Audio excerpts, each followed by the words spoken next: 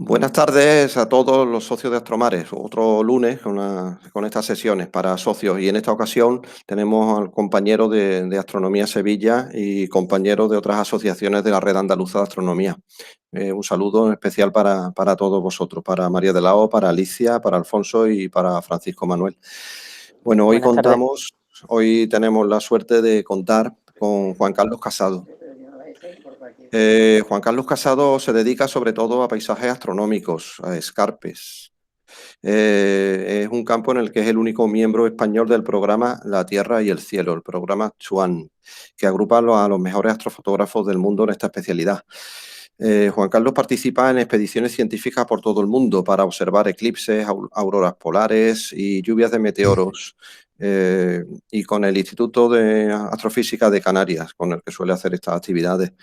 En estos campos ha realizado proyectos españoles y europeos y él dispone de un archivo con miles de imágenes y muchas de ellas imágenes irrepetibles.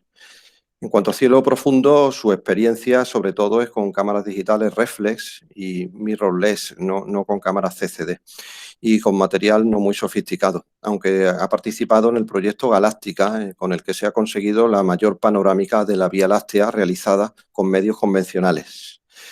Destacamos que la NASA, al menos según he podido ver por internet, no sé el dato si es exacto, ahora nos lo confirma, seguro que son más, tiene 29 APOS.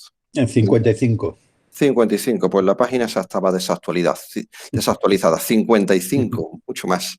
55 veces ha sido elegido por imágenes de Juan Carlos Casado por la NASA como la imagen astronómica del día.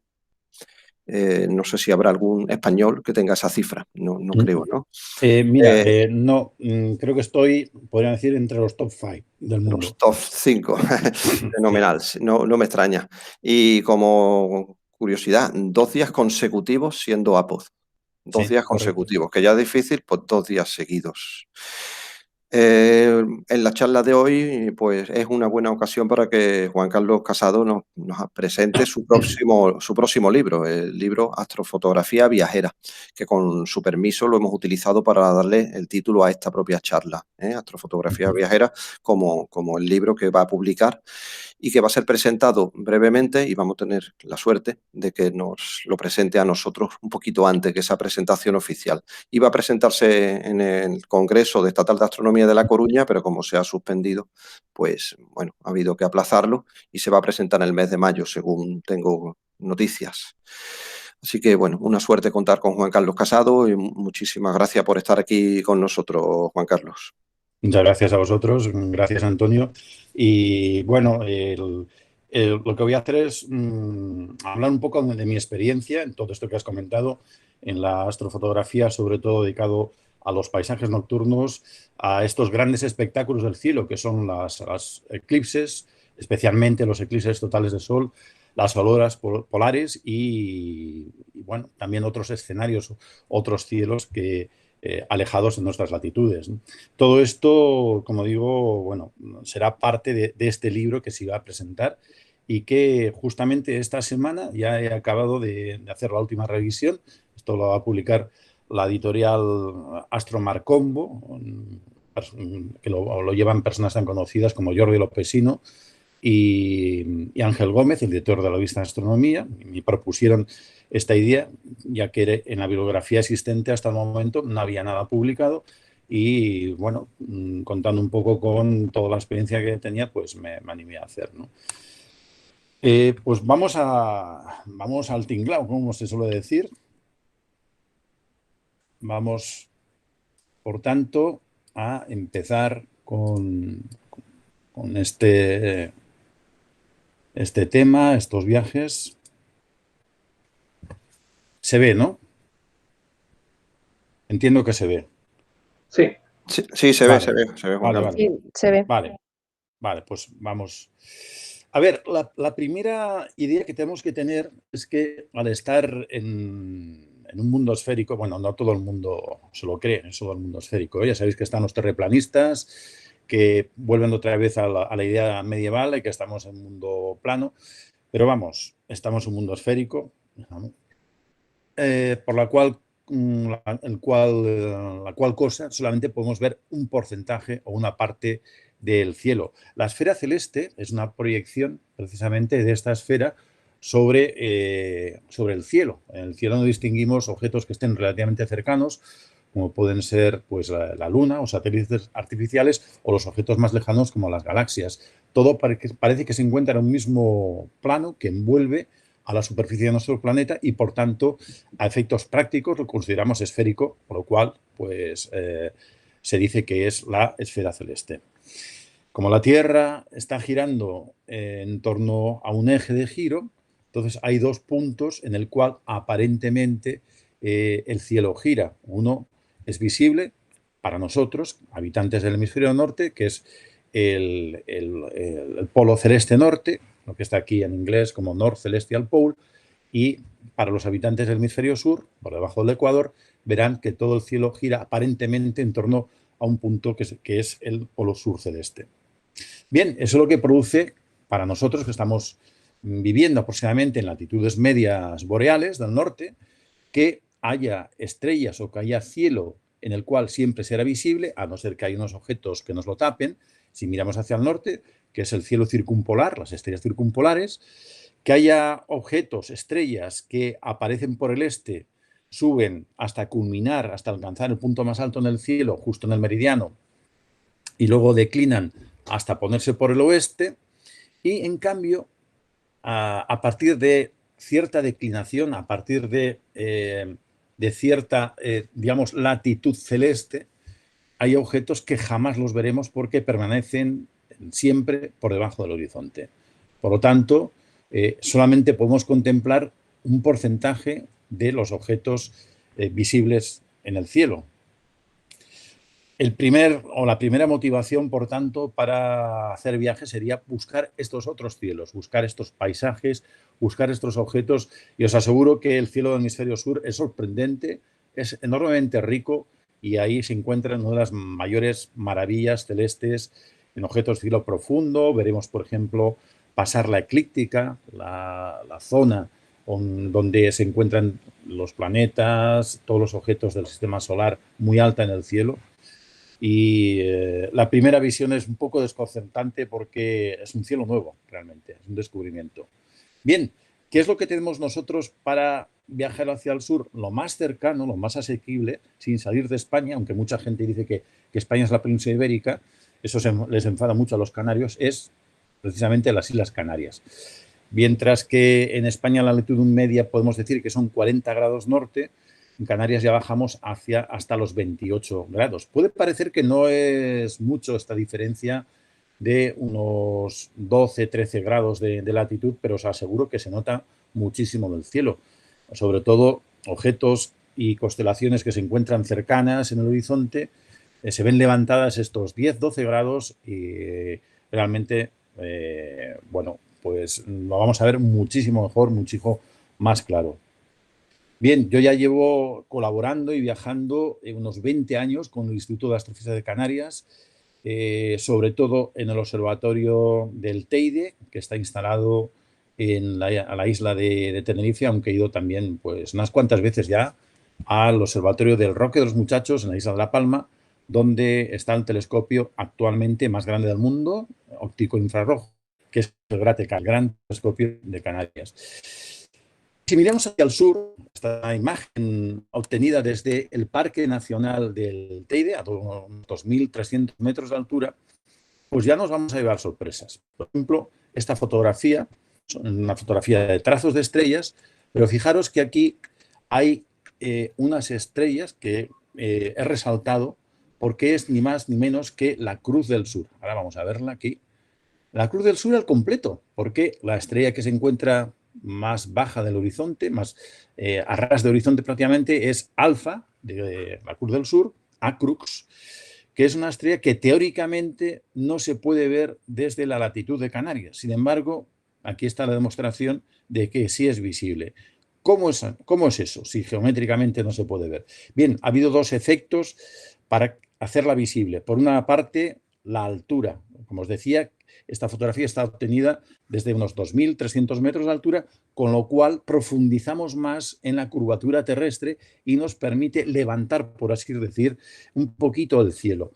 Y por otra parte actúa la reflexión atmosférica, este efecto de lente que también cuerpos, objetos tan diarios como el Sol y la Luna, se levanten un poquito en el cielo y nos permitan ver un poquito más de tiempo. Los dos efectos sumados, la refracción atmosférica y el efecto de profundización por la altitud, me han permitido captar este breve trazo, pero inequívoco, de que se trata la estrella Alfa de la Crux. Es la primera fotografía conseguida en el cual se consigue desde la latitud de Canarias fotografiar toda la Cruz del Sur al completo. Fijaros una curiosidad, digamos, física o astrofísica. La estrella Alfa, Acrux, la que está ahí más abajo, en realidad tiene un espectro de tipo A, quiere decir que es intensamente azulada, sin embargo, sale de color rojizo. Eso es debido por la absorción atmosférica, que, como sabéis, es la misma explicación de por qué el Sol es de color rojizo cuando se pone. Las longitudes de ondas mayores son absorbidas por el aire atmosférico, por las partículas de polvo, y entonces deja pasar con mayor facilidad, digo, las longitudes de onda más cortas, que corresponden a los colores azulados, violetas, y deja pasar las longitudes de onda mayores, que corresponden a estas tonalidades rojizas. Y eso hace que estos objetos, como el Sol, la Luna, y en este caso la estrella Crux, se vea totalmente rojiza. Bien, desde aquí también podemos conseguir, desde Canarias me refiero, estampas increíbles. Fijaros, esto es ni más ni menos que la nebulosa Eta Carinae, una nebulosa espectacular, visible desde el hemisferio sur, pero también visible desde Canarias. Para eso tenemos que esperar que justamente llegue al punto de culminación, al punto más alto, cuando pase por el meridiano, esta línea que cruza los polos norte y sur.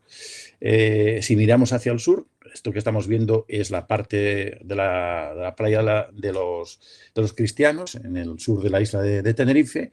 Veremos que aparece, está conseguido también con una cámara modificada para que destaque más el color rojo de emisión de hidrógeno alfa de esta nebulosa, que ya os digo, es espectacular. Y aquí se puede ver perfectamente la declinación de la nebulosa es menos 60 grados. Fijaros que solamente se levanta algo más de 1 grado, pero con la pureza atmosférica que hay se capta perfectamente, ¿no? Bien, esto ya es en la otra isla, en la isla de La Palma, donde está instalado parte de las 2 instalaciones que tiene desplegado el Instituto de Astrofísica de Canarias. Está conseguida esta imagen hace justamente un año. Hace justamente un año yo estaba allá, pasé algo más de una semana en el Observatorio Roque de los Muchachos, y justamente antes de la pandemia, porque os tengo que decir que al volver, cuando estaba procesando las fotos, empecé a sentirme mal y total que di positivo de coronavirus. En fin, la cuestión es que, fijaros, también aquí, esta fotografía capta justamente la Vía Láctea de invierno, es la parte más débil de la Vía Láctea. Tenemos la parte superior de la imagen, la constelación de Cefeo, y por debajo, donde está el plato del telescopio, no es un radiotelescopio, es un telescopio óptico de tipo Cherenkov. Aparece ahí nebulosidades de la nebulosa GUM, ¿no? Ya en latitudes muy bajas, la constelación de Orión, y a la derecha vemos la luz zodiacal, es el punto brillante, es el planeta Venus, pero la luz zodiacal, fijaros que continúa su extensión, cruza en la diagonal aproximadamente de arriba a la derecha, abajo a la izquierda, como una especie de puente de luz que atraviesa la Vía Láctea, y luego en la parte de la izquierda, sobre la constelación del León, hay también como una especie de concentración de luminosidad que es el Gegenschein. El Gegenschein, no sé si lo conocéis todos, es una palabra que viene del alemán y significa el luz o brillo antisolar. Es un efecto de perspectiva que se produce precisamente al mirar en el punto antisolar, el punto que se encuentra diametralmente opuesto a la dirección del Sol, y es polvo que refleja la luz solar. Entonces, para captar estos fenómenos se necesita un cielo absolutamente oscuro, y ahora veremos más cosas que se pueden captar desde cielos oscuros. Fijaros, esta fotografía, que es del Gratecan, del telescopio óptico infrarrojo más grande del mundo. Tenemos a la derecha la Vía Láctea y aquí podemos ver a la izquierda la extensión de la luz zodiacal y la concentración del Guggenheim sobre una estrellita que es Regulus, la estrella más brillante de la constelación de Leo.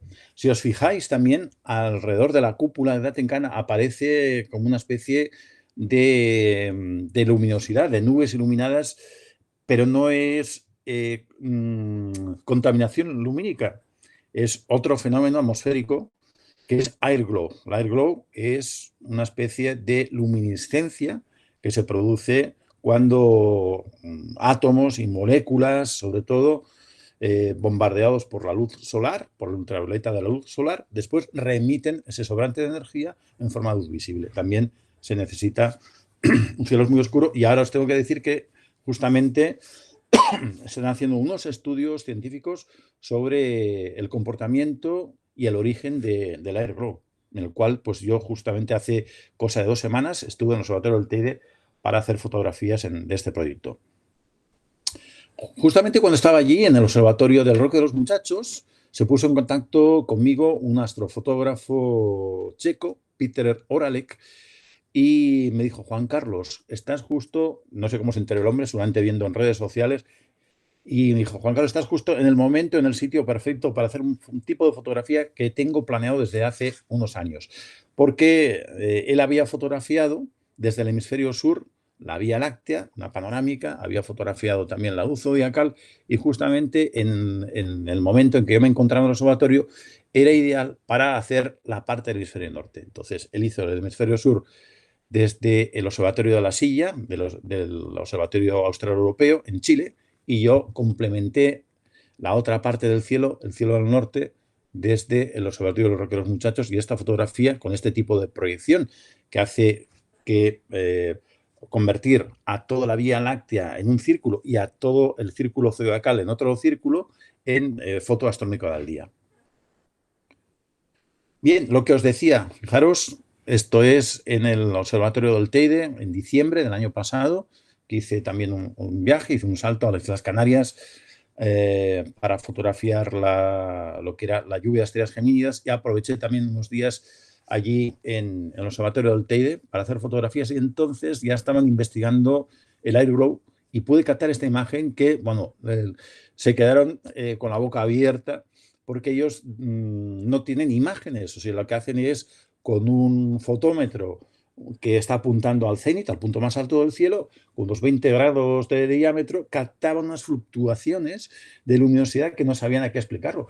Saben lo que es Vía Láctea, saben lo que es zodiacal, pero veían estas oscilaciones que aquí se ven con estas bandas de color rojizo, y entonces hice una serie de fotografías, time-lapses, que, bueno, por sí mismo ya explican muchas cosas de este fenómeno. Parece ser que este fenómeno viene asociado también a grandes perturbaciones de grandes frentes oceánicos, que después produce ondas de presión y ondas gravitatorias que afectan al comportamiento de los átomos y moléculas de la alta atmósfera, y también puede ser que esté relacionado esto con el famoso cambio climático. Fijaros que qué manera, digamos, más tonta hacer fotografías de paisaje puede conducir o puede ayudar o puede colaborar también con estudios científicos. Bien, vamos más hacia el sur. Vamos a dejar las Islas Canarias y vamos a dirigirnos hacia un punto también especial del mundo, que es aquí, el norte de Kenia, justamente donde pasa el Ecuador. Ahí tuve la ocasión de hacer un viaje hace 6 años para observar un eclipse total de sol, y aprovechando esta situación geográfica se me ocurrió un tipo de fotografía que ahora la veremos.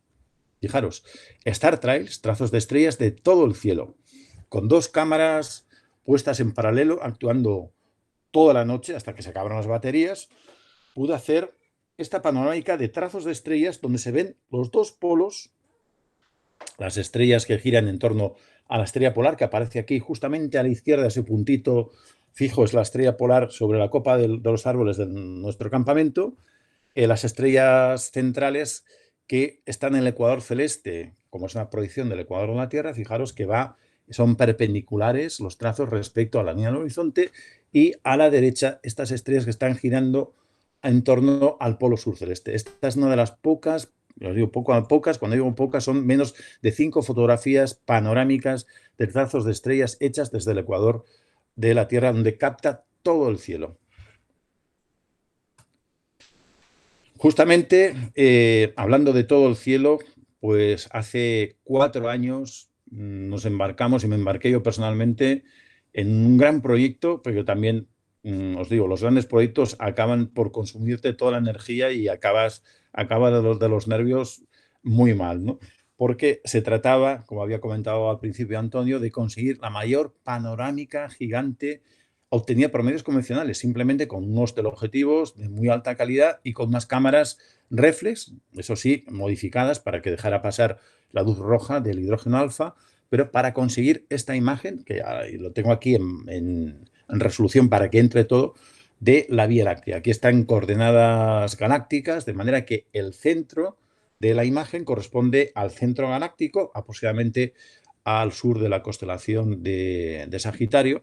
Si queréis una imagen interactiva, aquí tenéis la web, la dirección web, donde podéis entrar y podéis hacer un zoom a lo largo y a lo ancho de toda la imagen. Nos costó 2 años enteros haciendo fotografías. Primero tuvimos que calibrar, preparar todo, primero en el hemisferio norte, desde el observatorio del Teide, y después tuvimos que hacer 2 viajes, uno en verano y otro en invierno, a Namibia, para captar el cielo invisible desde aquí, desde el hemisferio sur, que precisamente ahora lo señalo. Es este cielo, esta porción de cielo, queda por debajo del horizonte para la península ibérica, y por tanto exige desplazamientos al hemisferio sur para poder captarlo.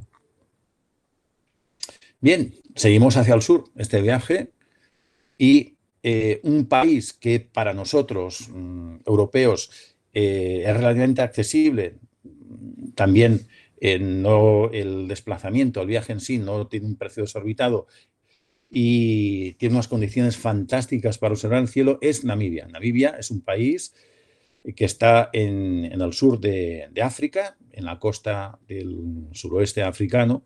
Un país muy tranquilo, un país muy seguro, un país también con unos grandes atractivos naturales, de fauna, y con grandes contrastes entre lo que es la costa y el interior. El interior muy interesante porque es un altiplano desértico. Las alturas, sobre todo en el sur o en el centro sur, están en torno a los 2.000 metros, con lo cual, bueno, pues tengo unas vistas fantásticas. Yo he llegado a estar allá con una sensación como si estuviese en el espacio. O sea, ver la Vía Láctea es como ver una fotografía en blanco y negro, absolutamente igual, ¿no? Vamos a ver algunas imágenes de Namibia. He estado varias veces también con el Proyecto Galáctica y después en otras ocasiones. Fijaros, aquí tenemos la luz zodiacal, nuestro campamento en el sur, en Sususblay, y bueno, cómo llega todo el cono de luz hasta la parte superior, donde aparece la parte central más densa de la Vía Láctea, Sagitario. Eso está justamente en el cenit. Es impresionante. Igual no os lo vais a creer, pero yo he llegado a ver en las zonas más oscuras cómo la Vía Láctea, cuando estaba en el cenit, me proyectaba una sombrita muy débil. O sea, brilla tanto la Vía Láctea que produce sombra incluso. Esto es un campamento de los típicos que hacemos. O sea, ya no hay... Claro, si vas a la capital sí, pero fuera de la capital allí no hay ni prácticamente grandes ciudades ni nada, y la única manera de viajar es ir en un camión tipo Overland, un camión todoterreno, y luego montar tus campamentos, ¿no? Y fijaros qué cielos tan maravillosos, incluso con nubes, un poquito de nubes, bueno, increíble, ¿no? Tenemos aquí también otro de los objetos que se buscan cuando se va al sur, es observar, fotografiar las nubes de Magallanes, ¿eh? La gran nube a la izquierda, la pequeña nube a la derecha. Fijaros, a la derecha de la pequeña nube hay no es una estrella, es un cúmulo globular 47 del Tucán, que es espectacular, visto con un pequeño telescopio, unos prismáticos. Y esta fotografía la pude hacer desde el sur de Namibia. Me costó toda una noche de esfuerzos. a ver, yo en los viajes soy realista, ¿eh? No me llevo grandes aparatos, o sea, me llevo cosas que yo puedo en un momento dado cargar conmigo mismo, transportar y sobre todo que sean rápidas, eficientes y que aguanten viajes y que aguanten caídas incluso. No quiero hacer publicidad de nada, pero esto está hecho y me está funcionando de maravilla con una monturita ecuatorial que es una Adventure Skywatcher. Funciona perfecto, aguanta 5 kilos y aquí la cargué a la máximo. Esto está hecho con un teleobjetivo de 300-2.8, es un teleobjetivo profesional, pero se puede encontrar muy abundantemente en el mercado de segunda mano por precios razonables y son 9 campos y cada campo tiene 9 fotografías. Es un mosaico, por tanto, de lo que es la Gran Nube de Magallanes, donde podemos ver pues también la nebulosa de Tarántula, que aparece en la parte aquí inferior izquierda, espectacular, ¿no? Fijaros también con teleobjetivo de 300, 2.8, mismo setup, la monturita y la zona de las nebulosas que rodean a Antares, que es espectacular también. Claro, a nosotros en la península ibérica nos queda esto bastante bajito. Muchas veces tenemos problemas incluso con la contaminación, al estar bajo. En la península ibérica prácticamente siempre tenemos luces en medio del desierto, no hay nada de luz. Entonces, si esto encima está prácticamente en el cenit, bueno, pues es una maravilla. Y incluso el cúmulo globular, Omega Centauri, que es otro de los grandes espectáculos, en este caso al teleobjetivo le puse un duplicador, no hizo falta grandes tiempos de exposición, haciendo exposiciones relativamente cortas y posteriormente sumando con software se conseguí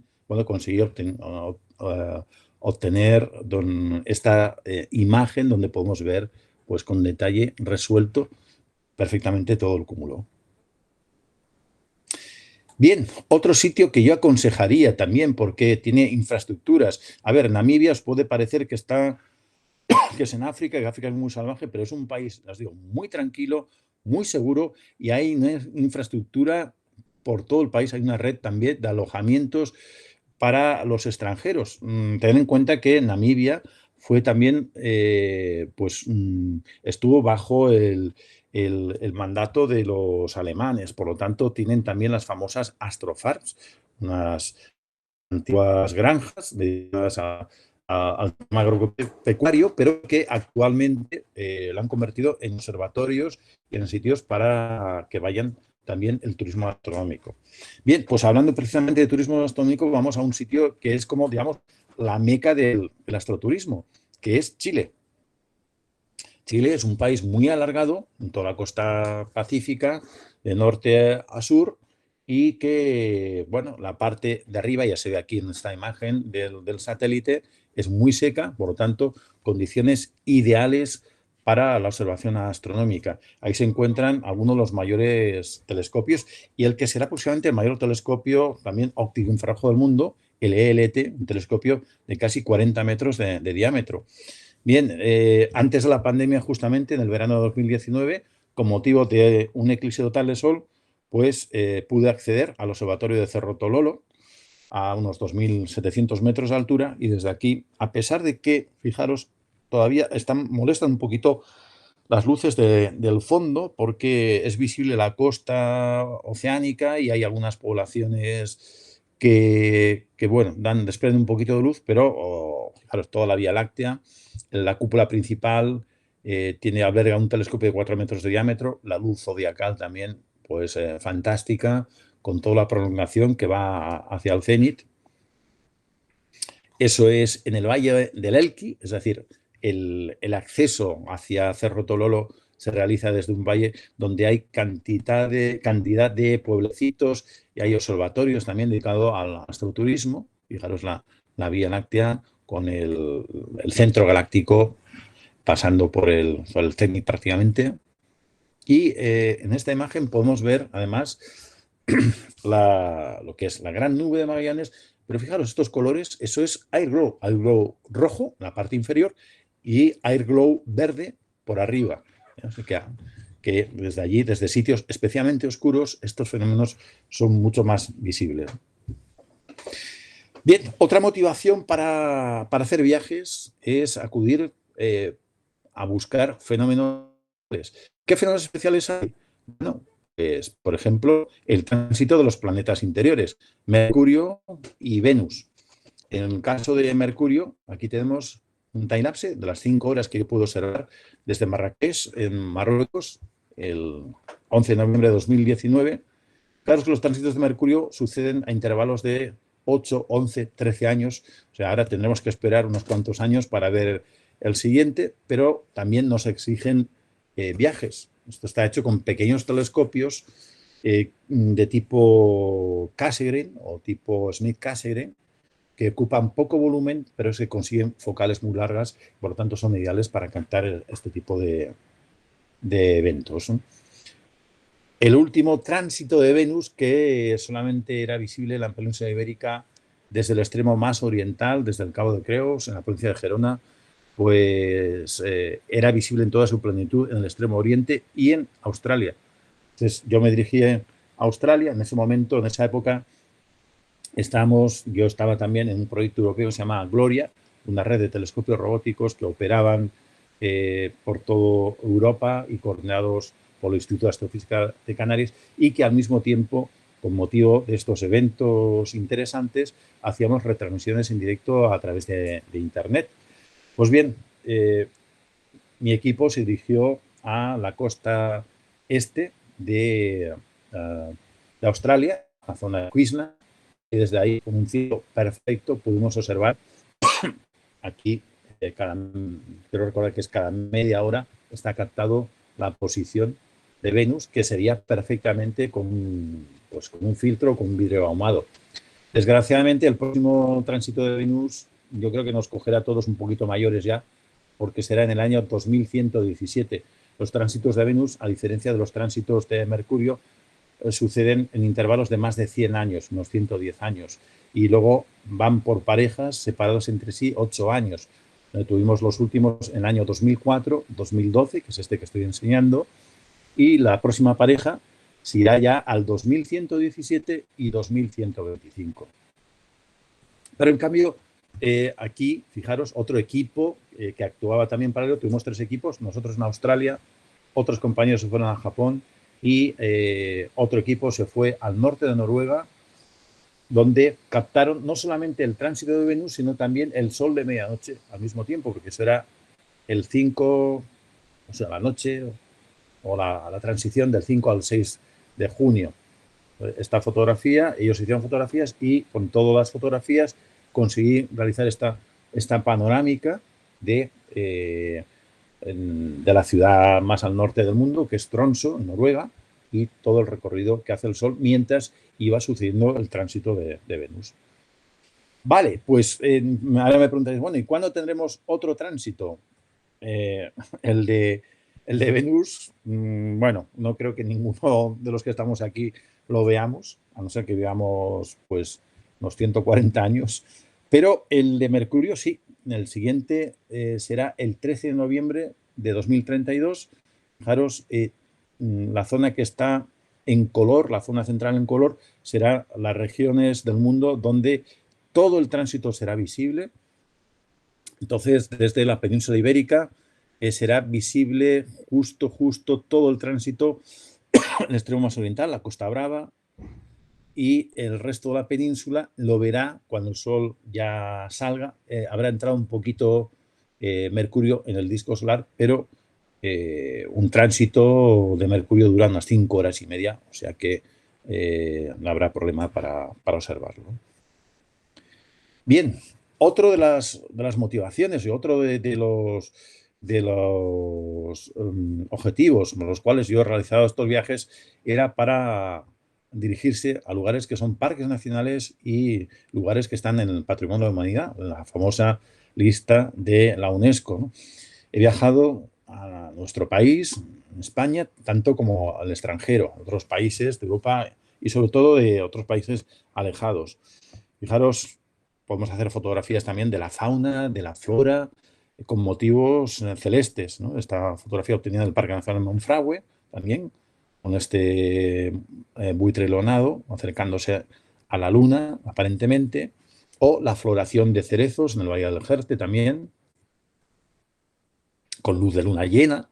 Aquí tuvo la precaución de tapar con las flores lo que era el disco lunar para que no quedara deslumbrado.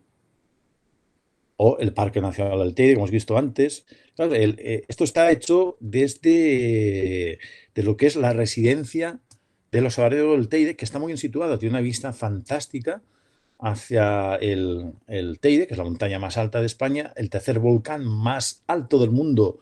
Si se contempla el pico hasta el mundo oceánico, son 7.500 metros, y trazos de estrellas con el Teide nevado, iluminado todo por la luz de lunar, casi en luna llena. Pero también aprovechando otros viajes, con motivo, por ejemplo, de otros eventos, como os decía anteriormente, eclipses. Esto es otro parque natural en Guanyin, en China, donde pasamos la noche en esta pagoda que iluminamos un poquito para visualizar mejor. O un lugar emblemático que yo desde niño había soñado ir, que es la isla de Pascua, ¿no? Rapa Nui, con los moais.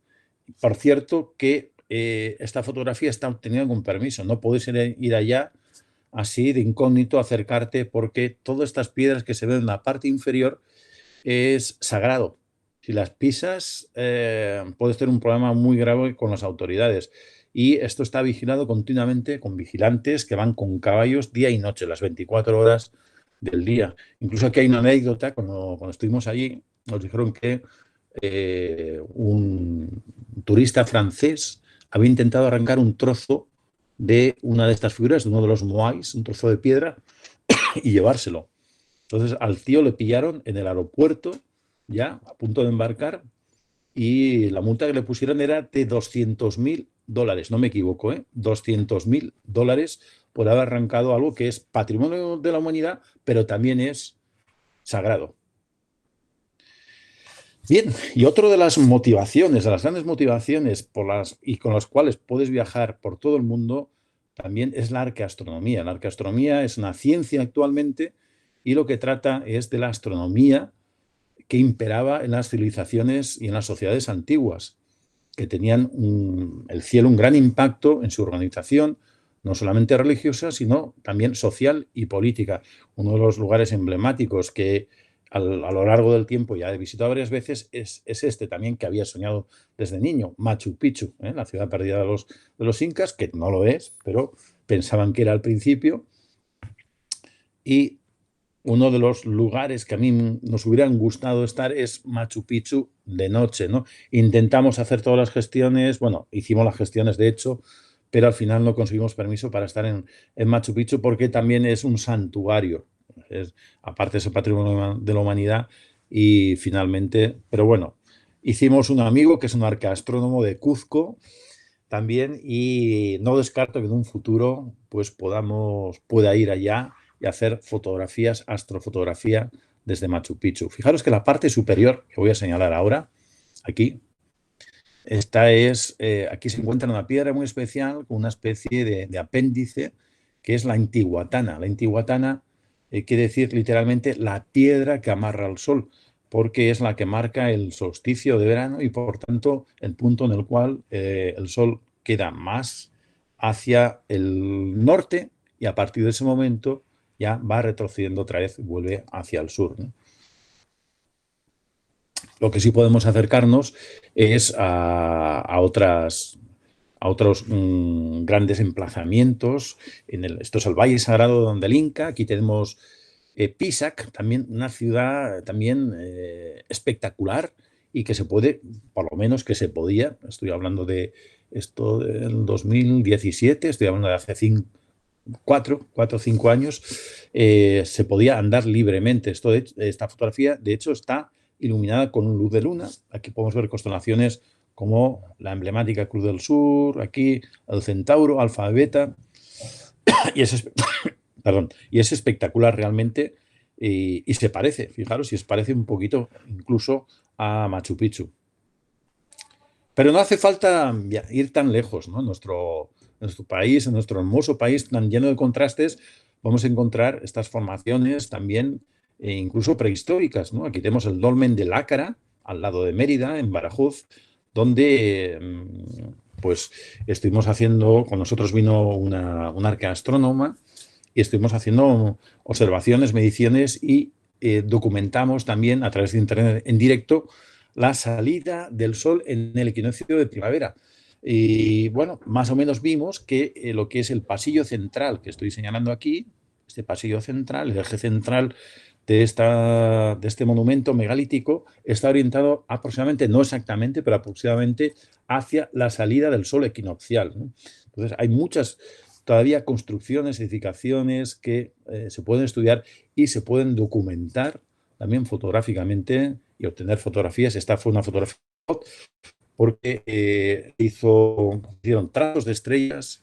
Vemos aquí además el centro de la imagen aproximadamente corresponde con el ecuador celeste. En el momento que salió el sol, antes de salir el sol, puse la cámara inmóvil, puse un filtro solar por delante del objetivo y lo que veis, esos puntitos centrales, es el movimiento, el desplazamiento del sol en el ecuador celeste, con lo cual se demuestra que es el equinoccio, ¿no? O sea que es una fotografía que también, digamos, tiene, aparte de su componente más o menos que te puede agradar visualmente, tiene un sentido didáctico y también histórico y documental. Y precisamente otro de los viajes que son muy interesantes, un país increíble, aunque, bueno, todavía la situación no está muy estable. Esto lo hicimos hace 3 años y vino con nosotros uno de los mejores arqueastrónomos del mundo, el doctor Belmonte, Juan Antonio del Monte. Es Egipto. Aquí está fotografiado desde el mismo hotel donde estuvimos, en Luxor, y las constelaciones que es superpuesto las figuras de las deidades de Orión y Sirio, las estrella más brillante del cielo. Precisamente hay incluso palacios, hay monumentos que están orientados a la salida de Sirio. Aquí tenemos al doctor Belmonte, que creo que es una de las pocas personas del mundo que es capaz de leer jeroglífico de seguido. Como si abréis un libro, leéis una revista, un periódico y empecéis a leer, pues era capaz de leernos lo que decían estos jeroglíficos en estas paredes, ¿no? Algo realmente sorprendente. Por ejemplo, también estuvimos aproximadamente una semana allá a documentar la salida del sol solsticial de invierno, del sol solsticial en diciembre, sobre los colosos de Nemón, que son estas figuras enormes que precedían después a lo que era un templo. Pero lo que nosotros transmitimos en directo fue esto, la salida del sol de invierno, el sol solsticial, sobre el templo de Luxor, dedicado al dios Sol, al dios Ra. Fijaros ahí cómo queda alineado perfectamente el sol saliente con el eje central. Esto está visto desde la entrada actual, el antiguo muelle del puerto, hace casi 4.000 años.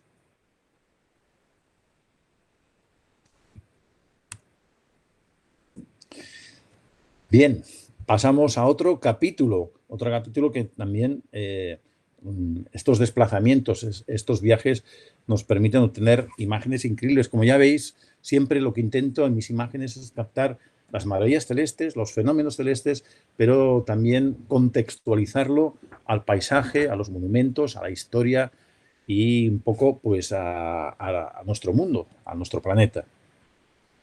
Las lluvias de estrellas, como bien sabéis, está provocado por estos desechos que producen generalmente los cometas. Hay algunos asteroides también que se comportan casi como cometas, en el sentido de que desprenden material, partículas sólidas, y cuando la Tierra atraviesa esta zona del espacio, lo que hace es que impacten estos trocitos, que realmente son fracciones de milímetro, la mayoría de ellos, contra la atmósfera y producen el efecto visible o el efecto óptico de que parece que una estrella cae del cielo. Por eso se llama una estrella fugaz o un meteoro.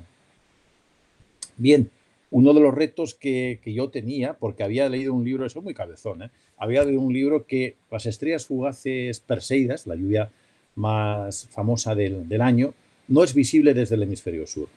Pues dije, pues vamos a ver si es verdad, ¿no? Porque lo ponga en un libro, pues vamos a comprobarlo.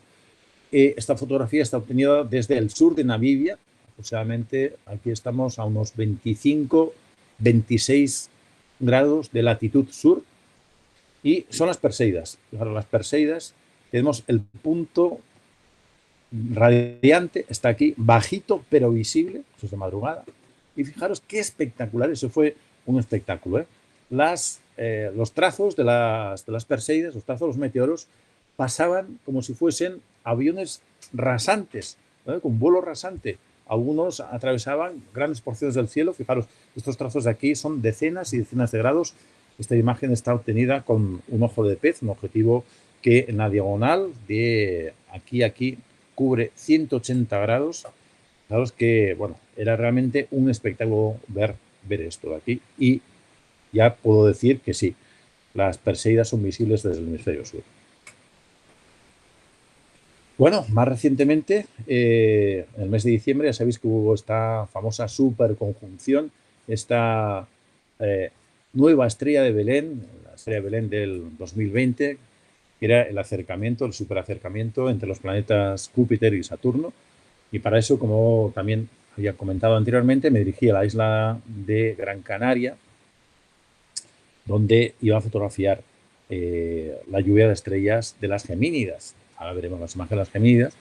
Claro, aquí vemos una panorámica. Desde el centro de la isla se encuentra precisamente la mayor elevación, por encima de los 2.000 metros, es donde obtuve esta imagen. Aquí vemos a la derecha, en el horizonte, esto es la isla de Tenerife, el pico que sobresale es el volcán Teide.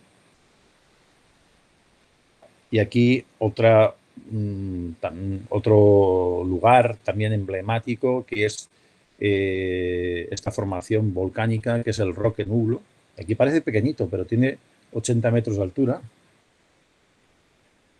Y fijaros, bueno, llevé 4 cámaras con diferentes objetivos para fotografiar, sobre todo concentrarme en 2 noches, las noches del máximo, 13 y 14 de diciembre. Esto es otra formación volcánica de Gran Canaria, el Roque Ventaiga. Aquí tenemos al fondo, como decía anteriormente, la isla de Tenerife. Y esto es una visión toda de conjunto, donde me encontraba con un mirador, con una vista increíble, todo el valle, los roques y al fondo el Teide. Aquí con una montura pequeñita hice seguimiento a la constelación de los gemelos. Aquí tenemos Castor, Polus, fijaros, para ver precisamente el punto radiante. A medida que nos alejamos del punto radiante, los trazos de las fugaces, los rastros, estos meteoros aparentemente son mayores, es simplemente un efecto de perspectiva. Y tenemos aquí la Vía Láctea de invierno, constelación de Orión. Y con una cámara muy sensible, después me podéis preguntar ya detalles técnicos, centrado sobre lo que es el Roque Nublo. Aquí hay más de 100 trazos que conseguí la noche de estrellas fugaces, que conseguí la noche del máximo, la noche del 13 al 14 de diciembre. Una vista a ojo de pez circular, para ver también pues la distribución y bueno, ese efecto, ¿no?, como de salto al hiperespacio que produce este tipo de fotografías. Además, aquí hay 2 bólidos, estos no tienen que ver, son esporádicos. Claro, uno aquí con una explosión final y otro por aquí también muy brillantes. Bien, y hablando de bólidos, aquí tenemos una pequeña animación donde vemos precisamente un meteoro, también una geminida muy brillante, cómo se desintegra y produce luego estos gases que poco a poco, por los vientos situados en la parte alta de la atmósfera, poco a poco se van desvaneciendo y se van expandiendo. Bueno, llegamos aquí a uno de los grandes fenómenos que yo os diría. 2 cosas que tenéis que ver en la vida, al menos una vez, si no lo habéis visto. 1, los eclipses totales de sol, y 2, las auroras. Precisamente estoy guardando para el plato principal estos 2. Vamos a empezar por las auroras. Bien, las auroras, el motor de la formación de las auroras es el Sol. El Sol, además de enviarnos radiación en forma de luz visible e invisible, está enviando una serie de partículas a grandes velocidades que es conocida como el viento solar. La Tierra tiene una protección natural, una especie de escudo. Es un escudo permeable porque entran partículas, pero que desvían mayor haz de estas partículas, que si no la vida sería imposible, hacia el exterior. Cuando estas partículas entran ya son canalizadas por el campo magnético terrestre y chocan simultáneamente por el hemisferio norte y el hemisferio sur con el aire y producen el fenómeno de las auroras boreales en el norte y las auroras australes en el sur. Claro, en el norte la mayoría de la humanidad vive por encima del Ecuador, en el hemisferio norte. Entonces, y tenemos países y tenemos zonas habitadas. Es relativamente fácil acceder a estos sitios. En cambio, en el sur, no. En el sur tenemos la Antártida y como mucho también desde Nueva Zelanda se puede ver, a veces bastante bajito y a ras de horizonte, pero se pueden ver también las auroras australes. Fijaros, esta es una imagen que he obtenido del NOAA americano para ver cómo, si esta noche estuviéramos en un país en donde pudiéramos ver auroras, un país, por ejemplo, del hemisferio norte, en una región polar, si esta noche podríamos ver auroras. Pues esto se mide en una escala, aquí no está la escala, pero se mide una escala que va de 0 a 9, 0 nivel mínimo, 9 nivel máximo, nivel de tormenta, pero aquí también hay una escala de colores. En la parte inferior izquierda, vemos aquí, que es la probabilidad de ver aurora. A diferencia de otros fenómenos, como pueden ser, por ejemplo, la lluvia de estrellas, aunque tiene también una serie de imprecisiones, pero son bastante exactas, y sobre todo los eclipses, que es una especie de mecanismo celeste, un auténtico reloj sideral, las auroras es un fenómeno probabilístico. Esto quiere decir que puede ser que esta noche vemos auroras, pero puede ser que no las veamos. Las probabilidades pueden ser altas o pueden ser bajas. O sea, nadie te asegura que las verás al 100%. Pero por experiencia, os puedo decir que cuando el nivel ya es relativamente alto, se verán. No te puedo decir si se verán a las 9, a las 10 o a las 11, pero a lo largo de la noche se verán. Y fijaros, ahora, justamente antes de conectarme con vosotros, me bajo esta imagen y aquí nos está diciendo con este código de color, precisamente la intensidad máxima de las auroras se encuentra en el punto opuesto al mediodía terrestre en esa hora prevista. Es decir, perdón, me he ido para adelante. Si ahora, por ejemplo, fuera de día, sería el mediodía en Canadá, estaría aquí, la medianoche sería en el norte de Rusia, que sería teóricamente la mejor hora para ver auroras. Para esta noche la probabilidad es baja. La probabilidad estaría pues igual en torno a un 20, un 25% de opción, ¿no? Pero bueno, esto puede ir cambiando. De hecho, hay una dirección web donde esto se va actualizando cada cuarto de hora aproximadamente y te da, en este mapa también hay aplicaciones, en fin, hay muchas cosas. Si queréis me preguntáis después. Bien, yo he viajado a 3 puntos que en el hemisferio norte al menos son considerados como los mejores para ver auroras polares, auroras boreales. El sur de Groenlandia, Islandia y el norte de Finlandia. Vamos a empezar por Groenlandia. Fijaros, Groenlandia. Al sur de Groenlandia es un auténtico caos de, bueno, entrantes, mesetas, islitas. El aeropuerto en el cual accedes a Groenlandia está aquí. Es una pequeña población y cuando pequeño a Groenlandia me refiero que hay igual 15 o 20 casas. Se llama Narsarsuaq y el avión entra por aquí, entre dos montañitas que se van estrechando y cuando crees que te la vas a pegar, aparece la pista de aterrizaje y fijaros, acaba en un fiordo, o sea, te vas al mar si el tío no, perdón, si el piloto no frena a tiempo, ¿no? Entonces, es muy espectacular la llegada, son pilotos muy experimentados también, bueno, pero realmente es un lugar increíble. Después, fuimos a Narsaq, que es una pequeña población, Aquí viven, si no quiero recordar, cerca de 1000 personas, que ya es una barbaridad para Groenlandia. Y después seguimos por aquí la navegación y entramos en este fiordo. Y aquí hay un campamento, que luego veremos, que da paso también y es el punto de acceso al Islandis. Islandis, todo esto, esta masa blanca, que es el grosor que recubre el 90% de la superficie de Groenlandia. La superficie de Groenlandia es 5 veces mayor que el de la península ibérica, que tiene 3 kilómetros de espesor de hielo y que también los grandes expedicionarios y aventureros utilizan como punto de salida. El acceso, fijaros, se hace a través de barcos, a través de Zodiac. La Zodiac va a unos 50 kilómetros por hora. Y esto es finales de verano. Aún así, la sensación térmica está alrededor de los 20 grados bajo cero y tenemos 2 horas de navegación. O sea que tenemos que ir bien abrigados, para eso ya nos proporcionan estas parcas. Ya nos dijeron, si os caéis al agua, tranquilos, tenéis 4 minutos de vida, pero nosotros os recogeremos antes. Si comenzáis a bracear y a moveros, tenéis 3 minutos y medio. O sea que tranquilos y tenéis 4 minutos de vida, pero rescatamos antes. Fijaros lo que es, esto es el comienzo del Islandis, esta masa de hielo que recubre todo Groenlandia.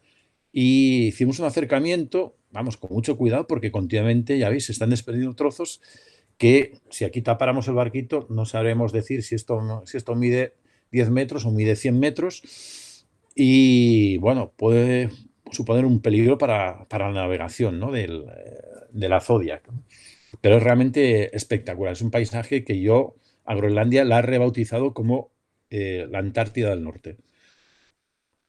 Bien, desde el campamento ya, pues a poco que haya un poquito de actividad, es que estamos prácticamente en el norte, en el polo norte magnético. Ten en cuenta una cosa, en la Tierra tenemos 2 polos. Tenemos el polo norte geográfico, que es el eje de giro, el punto en el cual pues gira el eje terrestre de rotación, y tenemos el polo norte geomagnético o magnético, que es por donde entran las líneas del campo magnético terrestre, y no coinciden. Se encuentra más o menos entre Groenlandia y el norte de Canadá, y además se va desplazando cada año.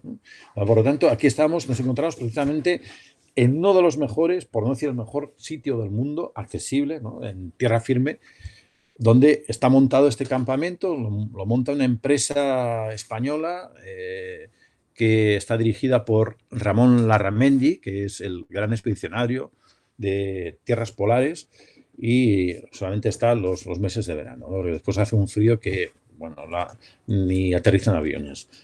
Bien, pues ya la primera noche con actividad baja, fijaros, auroras. Bien, esto es para ver un poco, porque mucha gente dice, bueno, esas son fotografías, pero ¿cómo vemos una aurora? Pues hice, aprovechando una situación de alta actividad magnética, de alta actividad de auroras, una fotografía y la estuve editando justamente aquí, o sea, al intemperie, para hacerlo lo más visible, lo más parecido posible a tal como lo veía el ojo humano. Esto sería más o menos como vería en nuestra visión, cómo captaría nuestra visión una aurora. Vemos sobre todo las tonalidades verdosas, que son las debidas al átomo del oxígeno atmosférico, las que más destacan, las más visibles también por la sensibilidad espectral de la visión humana. Las rojas muy poco sensibles, el ojo, ya sabéis, humano en condiciones de baja iluminación es prácticamente ciego al rojo, y el paisaje prácticamente negro, ¿no? Se distinguen pocas cosas de noche, como es lógico, y en cambio la fotografía equivalente a esta, la fotografía tomada simultáneamente, mostraría esto. Colores, detalles, el color rojo que no lo veíamos, detalles en el paisaje. O sea, una cosa es tal como lo vemos y otra cosa es como lo fotografiamos. De todas maneras, os puedo asegurar que a veces es realmente espectacular. Yo llevo ya unos cuantos años viajando a estas zonas polares y he llegado a ver auroras rojas que han iluminado el paisaje. Y el movimiento, sobre todo. Movimiento que luego vamos a ver un pequeño vídeo, ¿no? En tiempo real, no en timelapse. En timelapse acelera todo y digamos que desnaturaliza lo que es la realidad. pero algunos son movimientos suaves, ¿no? Como los movimientos, como una especie de lienzos que están moviendo al viento, y otras veces son unos movimientos rapidísimos. Existen también auroras de tipo pulsante, en fracciones de segundo, que son debidos a situaciones de alta actividad geomagnética. Fijaros, eso es desde el campamento. Tenemos allá al fondo, esta zona de aquí, está el Inlandis, groenlandés, y esta es la zona de la playa, que era todo un espectáculo, porque por las mareas diarias iba cambiando el escenario. Es decir, se llegaban los hielos, traía otros hielos, con lo cual, pues nunca estabas viendo lo mismo. El cielo también, siempre con actividad de auroras, unas veces mayores, otras veces menores. Aquí estamos en el nivel 5, claro, de la escala que os decía, del 0 al 9, nivel 5 es el nivel mínimo que se considera ya como tormenta geomagnética. Y, como os decía, cuando tuvimos un día que hizo una tormenta muy intensa, al día siguiente toda la corriente nos trajo esto, cambió este escenario y parecía surrealista. Esta es una fotografía tomada con luz de luna y todo lleno de estos bloques de hielo. Esto es ya volviendo, es Qasiarsuq, la población de la derecha. Aquí vemos la iluminación de Narsarsuaq, este aeropuerto en el cual nosotros aterrizamos y que se cierra ya en octubre. Aquí las temperaturas ya bajan a 40 y tantos bajo cero en invierno. Y tuvimos unos días de actividad altísima. Son panorámicas verticales donde podemos ver en el fiordo de Narsarsuaq y Qasiarsuq las auroras reflejadas en el fiordo, bellísimas. Es un sitio muy interesante, Qasiarsuq, porque también fue un asentamiento de los habitantes de allí, pero también los primeros vikingos. Eric el Rojo llegó allí hace unos 500 años y aparecen, bueno, tenemos allí una iglesia vikinga, tenemos también una casa vikinga que está prácticamente toda bajo tierra. Y aquí tenemos un iglú.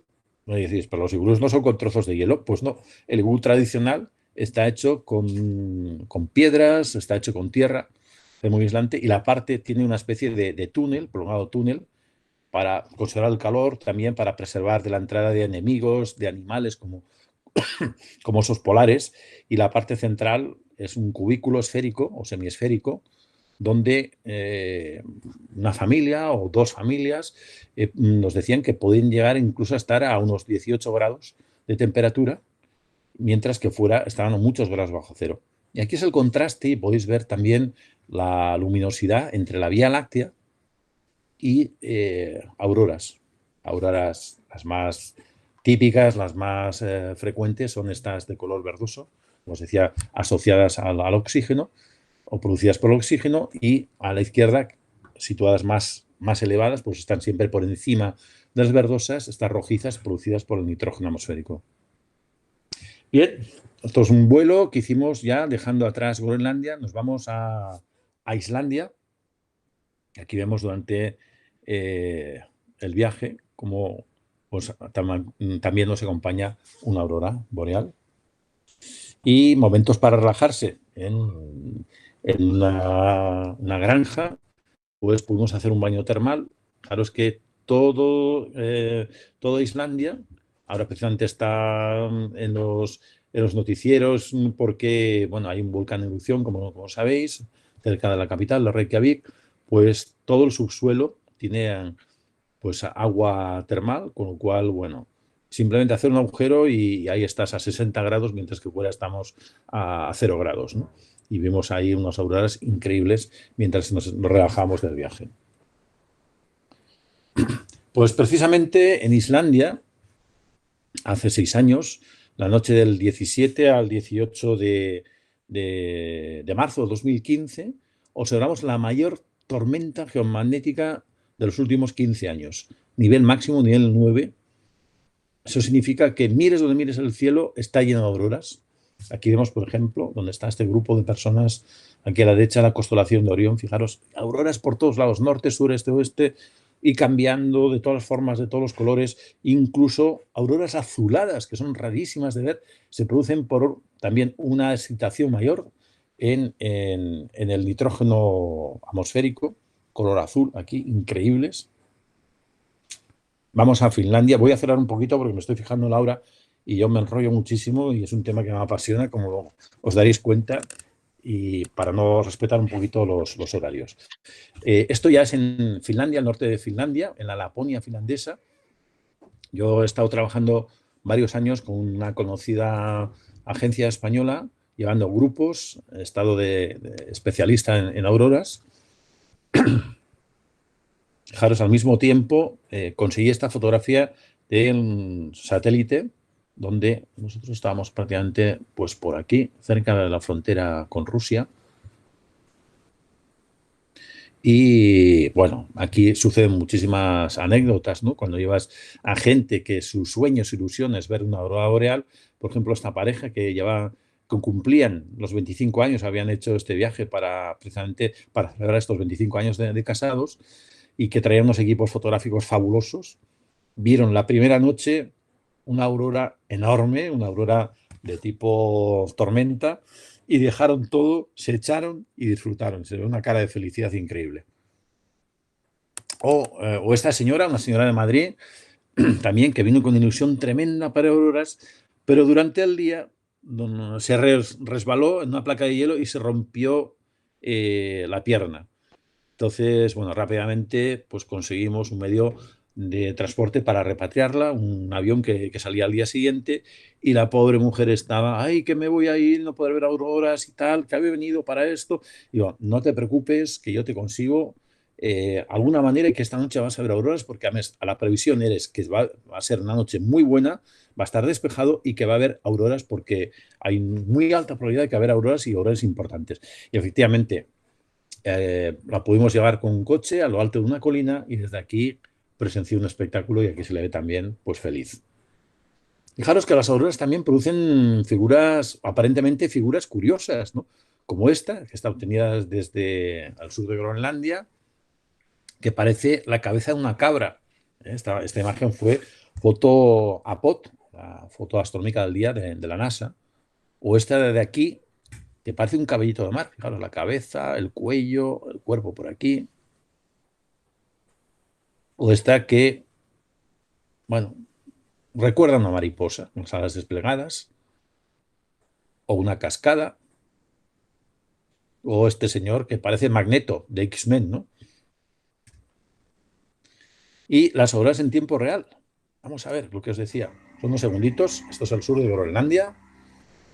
Aquí estoy con una periodista de televisión española y fotografiando este espectáculo con las cámaras ya que, ya sabéis, tienen suficiente sensibilidad y conjuntamente con un objetivo luminoso, en tiempo real podemos grabar vídeos. Fijaros que bien se muestra tal como lo vemos.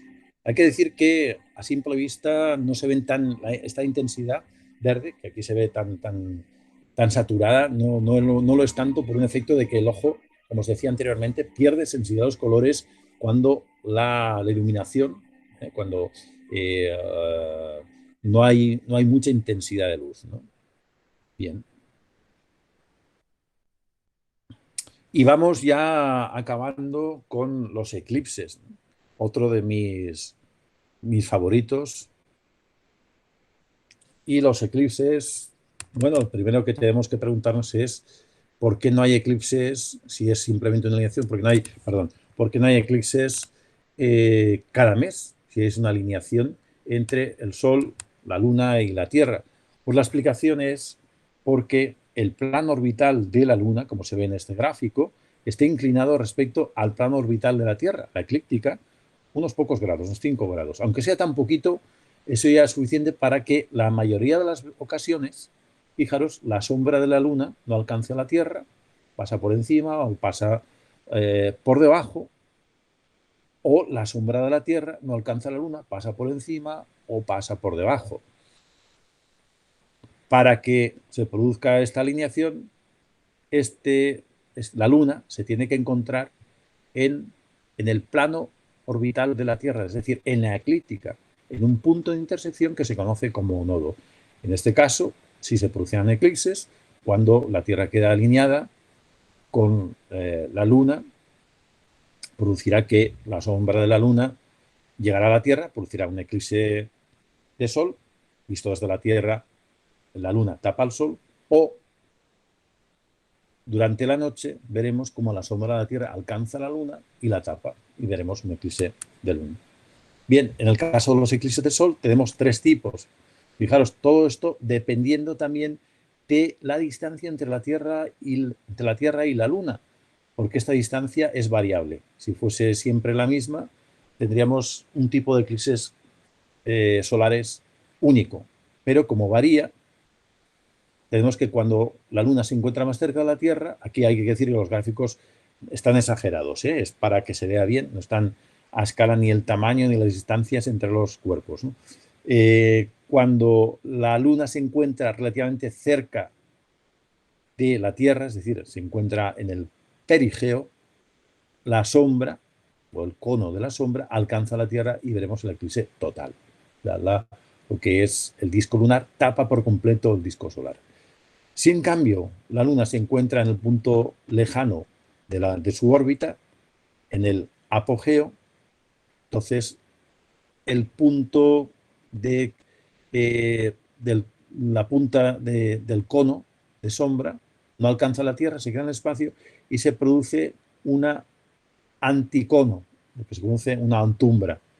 De manera que vistos de la Tierra veremos un disco que es un disco negro, que es la Luna, y por el borde vemos un anillo de luz que es el disco solar. Pero también puede ser un tercer caso, que es que no esté exactamente alineados los tres objetos, el Sol, la Luna y la Tierra, y que solamente se alcance un poquito de la penumbra de lunar, y entonces veremos un eclipse parcial como mucho. Digo como mucho porque aquí tenemos lo que sería una anatomía de un eclipse total de Sol. Los dos tipos de sombras, la umbra, fijaros, produce un círculo de sombra, desde aquí el eclipse se ve total, la penumbra produce una sombra más suave, mucho más amplia en extensión, pero desde aquí el eclipse solo es parcial. A nosotros nos interesa, para ver el fenómeno en toda su plenitud, acercarnos a este punto central, al punto central de la umbra. Pero fijaros también que esto se va desplazando en razón de la rotación terrestre y la traslación lunar, por lo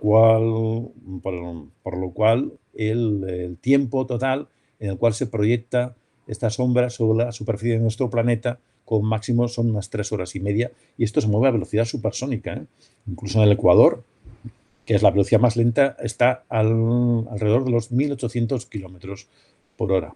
Por lo tanto, si queremos ver el eclipse como total, fijaros, tenemos que dirigirnos a algún punto de la Tierra donde pase, sobre todo en el centro de esta sombra, que es donde tendremos el eclipse de mayor duración. Bien, aquí tengo no el último eclipse total de Sol visible desde la Tierra, que fue en diciembre del 2020, del año pasado, sino el último al que pude ir, que fue el 2 de julio del 2019, y me dirigí a esta zona de aquí. Fijaros, otra cosa que tenemos que tener en cuenta también es que nuestro planeta está cubierto al 70% aproximadamente, casi las 3/4 partes, por agua, son mares y océanos. Por lo tanto, hay muchas probabilidades que gran parte del recorrido de esta zona de la sombra, el pasillo umbral, vamos a decir así, pues discurra por el mar o por el océano. Y aquí, justamente antes de la puesta de sol, pues me dirigí a este punto con nuestro equipo. Fuimos un equipo que fue en el Observatorio de Cerro Tololo, que lo enseñaba antes. Esto es accediendo al Observatorio de Cerro Tololo, como os decía, en los 2.700 metros de altura, en Chile. Aquí estamos montando todo. Yo llevaba 6 cámaras. Aquí tenemos un ingeniero del equipo que el experimento principal era ver cómo afectaba la sombra, que es como una especie de mini noche acelerada, la conductividad eléctrica en la ionosfera, en la capa que está ionizada en nuestra atmósfera. También hacíamos retransmisión en directo a través de Internet. Un pequeño telescopio que llevé Y aquí tenemos todas las fases del eclipse cada 5 minutos. Un eclipse de sol siempre empieza por una especie de mordida en el disco que va aumentando paulatinamente con el tiempo y bueno, se va apoderando, por decirlo así, la sombra del disco lunar, del disco solar, hasta que cuando quedan unos 30 segundos, medio minuto antes, ya podemos quitar el filtro. Todas estas imágenes están, de las dos primeras filas están obtenidas con un filtro solar muy denso, muy oscuro. Se quita el filtro y esta especie de destellos son lo que queda del disco solar, que está reducido a una especie de puntos de luz, que es debido por la orografía lunar, por las montañas y los valles. Siempre la fase central es muy corta. En este caso tenemos algo más de 2 minutos. Normalmente son 3 minutos. O sea que tenemos que tenerlo, fijaros, un viaje que tardamos meses en prepararlo, todo se concentra en 2 minutos. O sea que el estrés es máximo. Yo desaconsejo, si soy sincero, si vais a observar un eclipse total de sol, a fotografiarlo con un plan muy completo ni muy ambicioso, simple cosas sencillas y que disfrutéis del espectáculo. Bien, esos son los, el último minuto antes de la fase total. Fijaros, aquí se produce el fenómeno que se conoce como las perlas de Bailey, que Bailey fue un astrónomo inglés que las vio por primera vez en el año 1836, y la explicación es que es debido porque el perfil lunar es muy accidentado. Tenemos valles, montañas, donde hay valles deja pasar la luz del sol, donde hay montañas no deja pasar la luz del sol, y esto cambia. Según cada eclipse, según el punto de la Tierra donde esté situado, cambia completamente. Incluso a la salida, ya veis, como afecta a la otra zona opuesta, cambia totalmente la geometría de estas perlas de Bailey. Visto con unos prismáticos potentes o con un telescopio de gran campo, esto es lo que se vio. Esta corona es una fotografía ya tratada, donde está. Hay que tener en cuenta que también las fotografías de los eclipses totales de sol, para mí, son las fotografías astronómicas más complicadas de obtener, de alta resolución, porque dispones 2 o 3 minutos, tienes que hacer muchísimas fotografías y después combinarlas, y todo tiene que salir perfecto. El enfoque, no tiene que haber vibraciones, etcétera, hacerte una gama de exposiciones. ¿Por qué una gama de exposiciones? Porque las zonas más cercanas al disco solar o al disco lunar, en este caso, son mucho más brillantes que las zonas más alejadas. Hay más de un factor de 1 a 20.000. Por lo tanto, tenemos que hacer una especie de HDR, fotografías de alto rango dinámico, y lo que se hace es una secuencia con diferentes tipos de exposición. Pero claro, todo eso en menos de 2 minutos. O sea que ya veis, el estrés es máximo, y por eso desaconsejo embarcaros en proyectos ambiciosos si hacéis vuestro primer eclipse total de sol.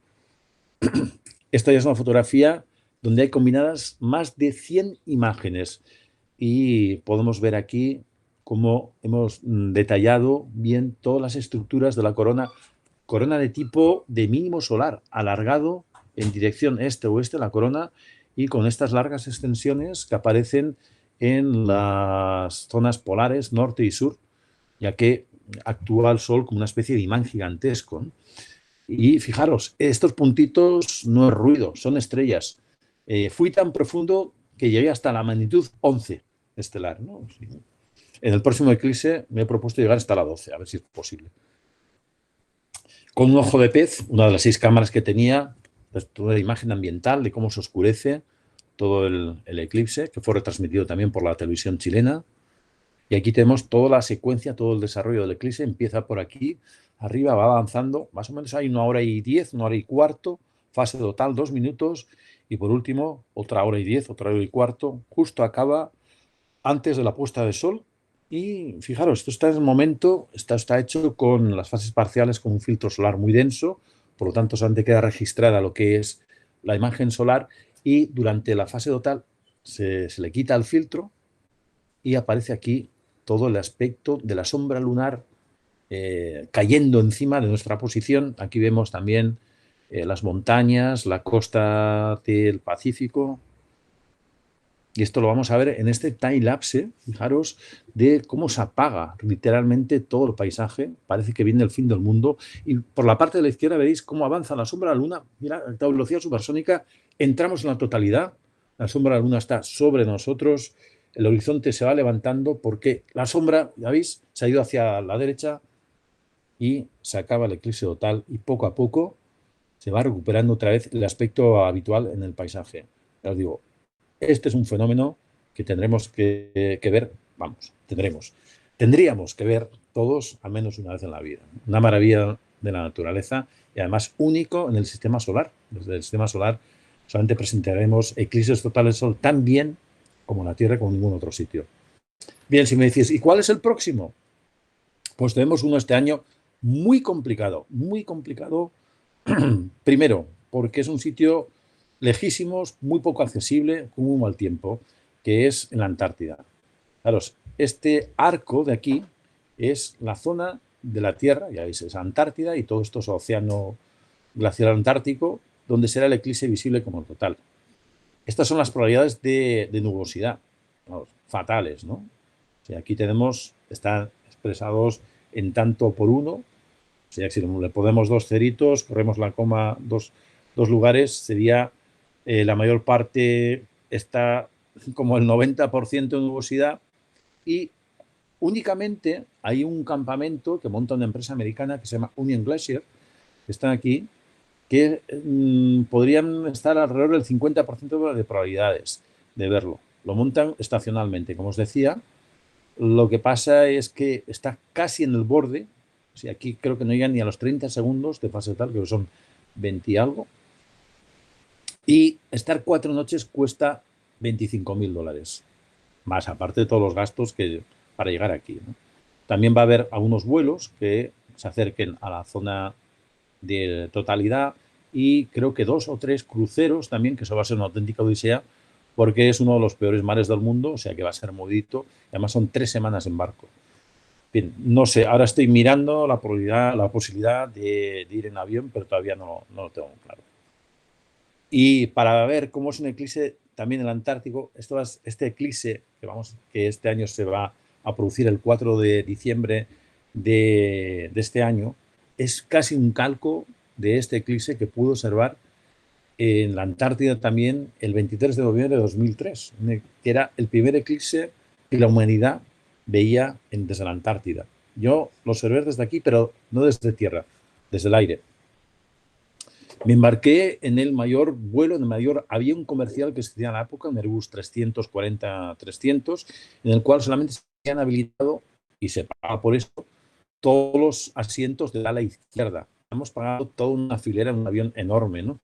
El billete más barato estaba por los $6.000, el más barato, ¿eh? Fijaros, tenía que aprovechar esto. Era un vuelo muy largo, de 14 horas de duración, y de vuelta al mismo sitio, al mismo aeropuerto, y iba con un teleobjetivo de 300 milímetros para captar detalles del Sol, de la corona, y después montado encima otra cámara con un objetivo granular para ver el avance de la sombra y los cambios de iluminación ambiental. Y aquí tenemos esta secuencia cuando ya el piloto puso el avión justo en el centro de la sombra lunar y a velocidad supersónica, a más de 5.000 kilómetros por hora, nosotros íbamos a unos 900, perdón, la sombra lunar, fijaros, este es el borde de la sombra lunar, nos alcanzó en cuestión de segundos. Mirad cómo avanza. Aquí está casi llegando y aquí ya tenemos la sombra encima de nosotros. Esto es una imagen de gran angular donde vemos en el centro de la fase total. Para nosotros nos duró 2 minutos y medio. Y desde tierra, en la misma posición, hubiese durado 2 minutos. Esos 30 segundos extra los conseguimos por la velocidad del avión. Esos 900 kilómetros por hora nos hacía que siguiéramos un poquito, claro, la sombra era mucho más rápido, pero que siguiéramos un poquito más tiempo dentro de la sombra lunar.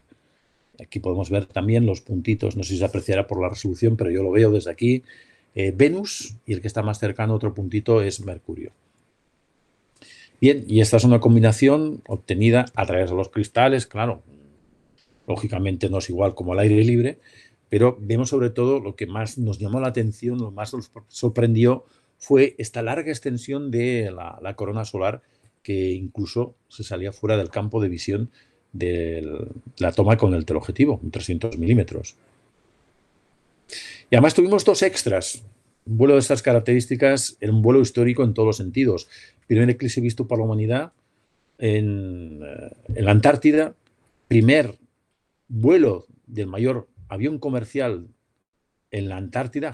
Jamás un avión tan grande de pasajeros había sobrevolado la Antártida y por eso hicimos un vuelo rasante en el polo sur geográfico. Aquí tenemos la estación Amundsen, que Scott Amundsen es americana y que está abierta todo el año, aunque, bueno, abierta, digamos que hay gente, hay personal todo el año, aunque los meses de invierno queda cerrada.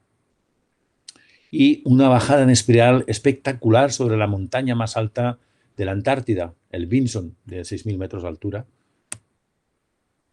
Y después, tras 14 horas de vuelo, cansados ya, pero bueno, contentísimos, después de haber visto este eclipse histórico, habernos acercado al Polo Sur y haber sobrevolado el Vinson, ya regresamos otra vez al continente americano.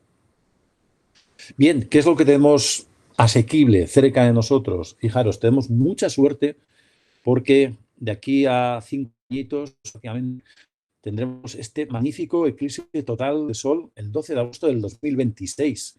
Un eclipse que barrerá, toda esta es la zona de visibilidad como total, la península ibérica en una diagonal que cogerá prácticamente todo el norte de Cantabria, el norte de Madrid, bueno, todo lo que está aquí, grandes ciudades como Valladolid, Zaragoza, Valencia, quedarán en la sombra lunar y una puesta de sol espectacular desde las Islas Baleares, Mallorca, donde veremos el sol poniéndose eclipsado totalmente en el Mediterráneo.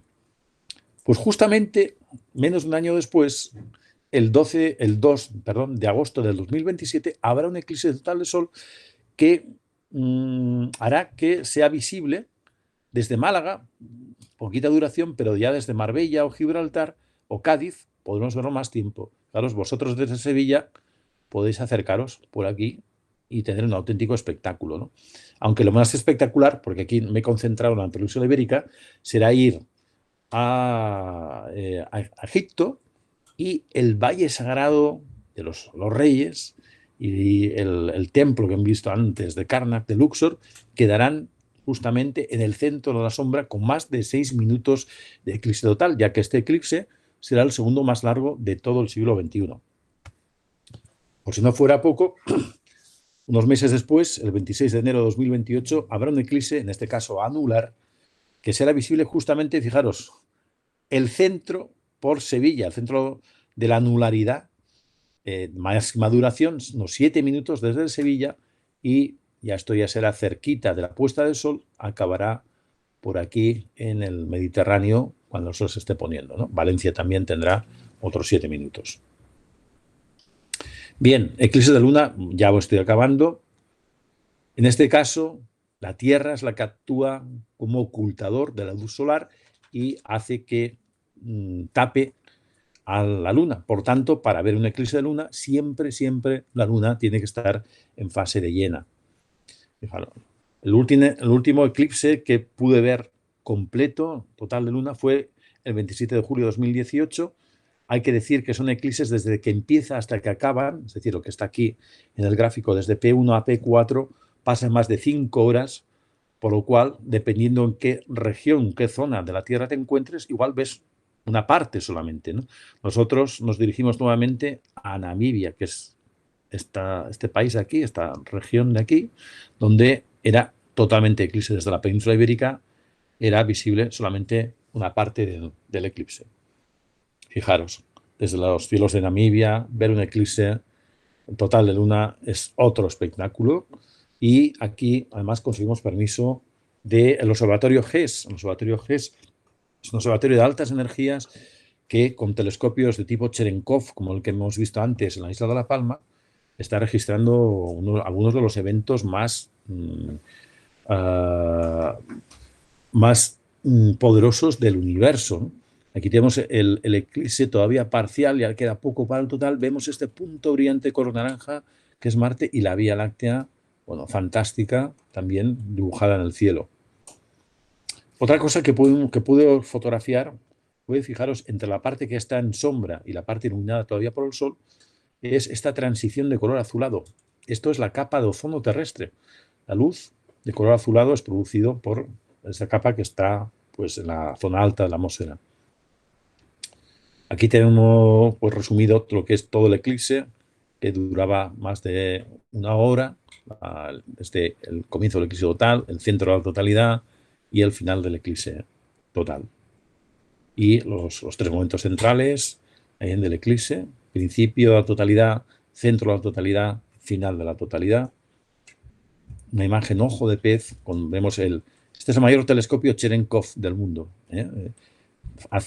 Tienes un plato de 28, bueno, está formado por espejos, ¿eh? Son espejos ópticos, ya que la radiación Cherenkov es visible. Por eso lo que no necesita resolución, pero sí mucho diámetro para captar luz muy débil. Es un destellito muy débil, y estos telescopios son como unos ojos gigantescos para captar con cámaras muy sensibles esta radiación. Fijaros aquí la Vía Láctea y esto, la luz zodiacal que atraviesa también. Y aquí tenemos el planeta Marte y la luna eclipsada. Aquí lo vemos bien en esta imagen también, la luna eclipsada aquí, Marte y toda la Vía Láctea espectacular, con el centro galáctico en el cenit sobre nuestras cabezas. Bien, y este es el libro que, después de muchos padecimientos, parece ser que al final se va a poder publicar, porque también la editorial Astromar Combo, pues, ha sufrido con el tema de la pandemia, y según me ha dicho el director de la colección, Jordi Lopesino, bien conocido por todos los aficionados también, saldrá en el mes de junio próximamente. Y aquí explico, bueno, con todo detalle, todos los pormenores para hacer estos viajes, observaciones y fotografías. Pues muchísimas gracias, y ahora creo que me he pasado de sobra de horarios y de todo. Pues Bueno, pues ya me explicáis. Muchísimas gracias a ti. Genial. Gracias por el extra del horario. Muchas gracias. Muchas gracias. Bueno, pues, impresionante la Impresionante. Buenísima. Chicos, muchísimas gracias. Yo de mayor quiero ser como tú. Pulsa ahí dejar de presentar, Juan Carlos, y ya no volvemos al dejar de presentar. Perfecto. Bueno, pues muy bien. Bueno, nos has dejado sin palabras a todos y con muchas ganas de ir a Groenlandia, me están diciendo por el grupo. Que cuándo vamos a ir a Groenlandia o a Namibia. Bueno, pues tan fácil no es, pero a Groenlandia os aconsejo a final de verano. A final del verano.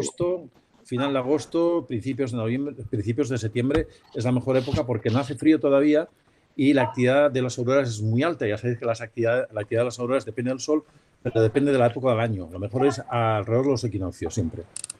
Pero todavía la actividad solar es muy baja, ¿no? Yo creo que está subiendo. Hay que esperar unos años. Y yo creo que en un par de añitos ya estará muy interesante. Muy bien, pues pregunta, seguro que hay. No va a dar tiempo para ahorrar, ¿no?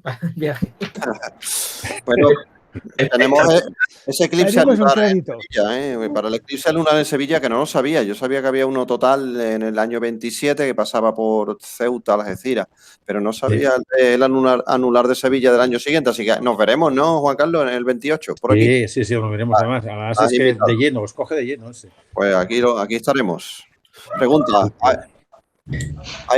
Voy a poner modo mosaico para ver las manos levantadas que haya y os voy dando turnos.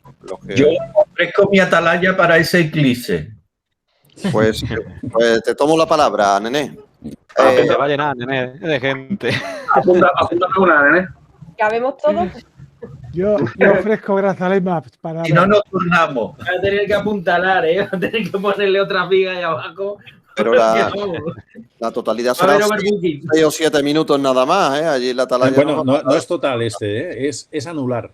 Anular, sí. Será anular. Sí. Bueno, No, perfecto. el total se puede ver desde Grazalema perfectamente. Sierra de las Nieves. El del año 27. Hay manos levantadas. Nene, ¿tienes tu mano levantada para alguna pregunta? Sí. Cuando hablabas de la Skywatcher, es que yo tengo una Skywatcher, está justo aquí detrás del telescopio. Sí. Entonces, las fotografías esas que nos has enseñado, ¿es con seguimiento? Sí, son con seguimiento. Claro, lo que pasa es que, fíjate. Pero con telescopio guía. Nada, sencillo. Lo que pasa es que fotografía objetos que estaban relativamente cercanos al polo sur celeste, con lo cual la puesta en estación no tenía que ser muy exacta. Y las exposiciones eran cortas, aunque estaba trabajando con un 300 milímetros, no pasaba los 30 segundos. Claro, hacía unas cuantas para sumarlas posteriormente, pero teniendo en cuenta eso, lo que era la transparencia atmosférica, la cámara que tengo es muy sensible y está modificada, y es un 2.8, pues se puede llegar a estos resultados. Vale. Más preguntas. Juan José, cuando quieras. Sí, hola. Bueno, Juan Carlos, ante todo, pues enhorabuena y muchísimas gracias por la charla. Ha sido genial, ¿no? Fantástico. Gracias. Nada, mi nombre es Juan José y tenía, bueno, simplemente una pregunta, quizá un pelín técnica, pero era para saber un poco qué pautas tienes para elegir correctamente los tiempos de exposición y la ISO en función del objeto que vas a fotografiar, la calidad del cielo y el equipo. Siempre suponiendo que tenemos seguimiento. Por ejemplo, ¿no? Por enfocarlo un poco a fotografía de cielo profundo también. Vale, o sea, te refieres a cielo profundo, no para otros fenómenos como eclipses. Sí, bueno, ¿no? no, sería para cielo profundo o de gran campo, pero de cielo, simplemente, sí. Vale, pues a ver, todo eso también lo explico en el libro, ¿eh? Pero porque es una discusión que hay por muchos foros, no solamente de astrofotografía, sino de fotografía en general. ¿Para qué sirven esos ISOs, nunca mejor dicho, astronómicos que hay en las cámaras que pueden llegar a 100.000, 200.000? Bueno, pues son ISOs que no sirven para nada. O sea, realmente, digamos, el máximo potencial de la cámara lo vas a aprovechar hasta los 3.200 ISO y, si me apuras, hasta los 6.400. Más allá de eso, son ISOs que lo único que te van a hacer es rebajarte el rango dinámico de la cámara. Es decir, vas a captar menos tonos y conseguir más ruido. Por lo tanto, mi consejo es no subir de los 3.200 ISO, siempre en modo RAW, eso sí, no utilicéis JPG. Sí. Y claro, ya dependiendo si tienes seguimiento o no, pues podrás, en el caso de los objetivos, diafragmar algo o no diafragmar, ¿no? Claro, si el objetivo no es bueno, te va a obligar a diafragmar para conseguir edición y reducir las aberraciones ópticas, ¿no? En el caso que hago, por ejemplo, ¿no? Para paisajes utilizo normalmente pues, exposiciones de los 20-25 segundos con objetivos angulares, binangulares, y 3.200 de ISO y abierto como mínimo a un 2.8. O sea, como máximo, vamos a decir cerrado, a un 2.8 o más abierto si se puede. ¿Sí? Y con eso consigo buenos resultados.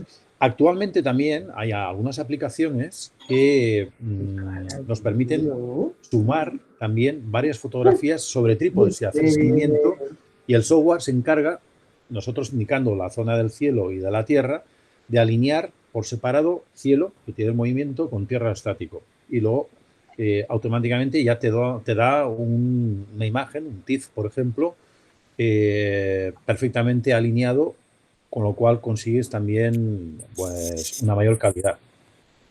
Entonces, hay algunas gratuitas y otras que de pago, pero yo estoy consiguiendo resultados muy buenos con estas aplicaciones también, haciendo, por ejemplo, 20 o 30 fotografías seguidas.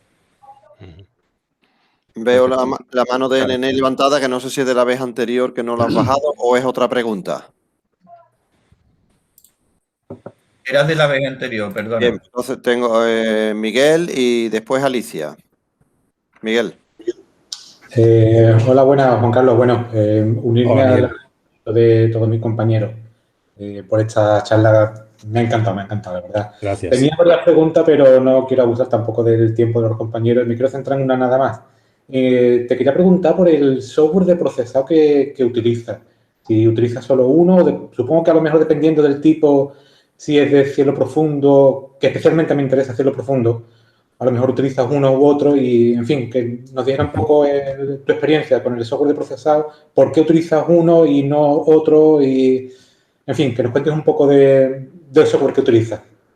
Sí, vamos a ver, yo como no utilizo mucho las cámaras CCD, de momento estoy haciendo sobre todo con cámaras reflex, con cámaras sin espejo, mirrorless, modificadas, eso sí, todo lo que utilizo es modificado. Hago primero las calibraciones, normalmente suelo hacer flats, porque como no hago exposiciones muy largas, no ni bayas ni hago tampoco darks.